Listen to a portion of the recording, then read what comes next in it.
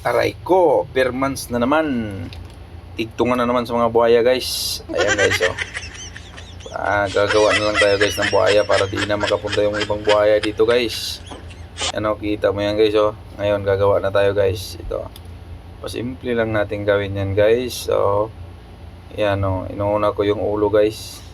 Yung sa pinakagilid yan guys. Yan yung pinakabuntot niya guys. Yung mahaba na yan.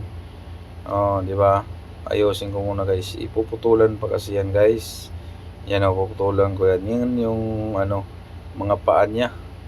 Yan, mga paa niya yun. Tapos yung sa dulo, yun yung pinaka-ano niya, pinakanguso. Yan, yung mata, pinipisil-pisil ko na yung mata ng buhaya guys. O, di ba?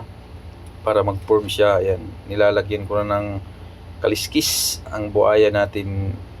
Yan, inaayos ko na yung ano niyan, yung kaliskis sa gilid. Mga kabilaan kasi ang kaliskis guys eh.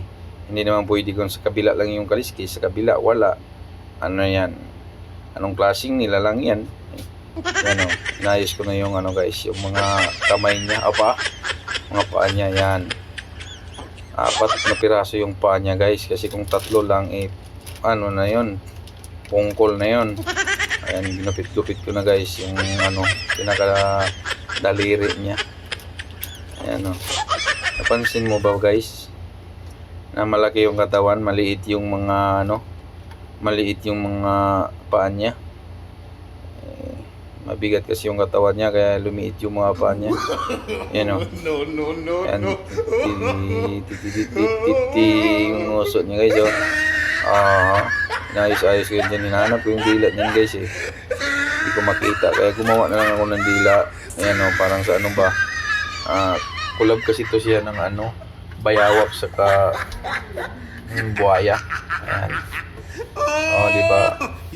Hanapin ko ng ano guys. Hanapan ko muna ng paraan guys para lumabas yung pinakaipin talaga niya guys. Ayan o. Ayan, lumabas na yung pinakaipin niya guys.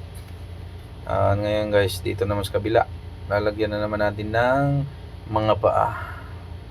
Mga paa na walang hanggan. Ayan o. Ayan. Ay, parang butiki naman to.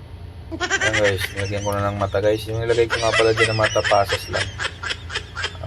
Okay, guys, ayos na siguro yan guys. Ano, wala nang pintura-pintura yan guys. Kasi anuhin ko pa yan guys. Meron pa akong nilalagay.